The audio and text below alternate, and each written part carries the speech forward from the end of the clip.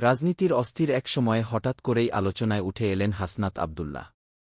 গল্পটা যেন সিনেমার মতো। একদিন তিনি ছিলেন জনপ্রিয় একজন এমপি, এলাকার মানুষের ভরসার প্রতীক। কিন্তু ধীরে ধীরে দলের ভেতরে মতবিরোধ শুরু হয়। এক গুরুত্বপূর্ণ ভোটের দিনে তিনি নিজের দলের সিদ্ধান্তের বিরুদ্ধে অবস্থান নেন, যা সরাসরি সংবিধানের নিয়ম ভঙ্গ করে। এই ঘটনাই হয়ে ওঠে তার এমপি পদ হারানোর প্রথম বড় কারণ। দলের শীর্ষ নেতারা এটিকে বিশ্বাসঘাতকতা হিসেবে দেখেন, আর রাজনৈতিক মহলে শুরু হয় তুমুল আলোচনা। কিন্তু এখানেই শেষ নয়। কিছুদিন পর তার বিরুদ্ধে আরও গুরুতর অভিযোগ উঠে। নির্বাচনের সময় নাকি তিনি কিছু তথ্য গোপন করেছিলেন এবং আর্থিক অনিয়মের সঙ্গেও জড়িত ছিলেন।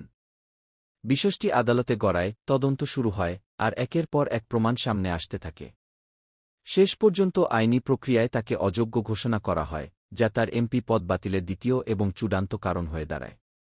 এভাবে ক্ষমতার শীর্ষে থাকা একজন মানুষের পতন যেন সবাইকে নতুন করে ভাবতে বাধ্য করে, রাজনীতিতে টিকে থাকতে শুধু জনপ্রিয়তা নয়, নিয়ম মেনে চলা এবং সততাও কতটা জরুরি।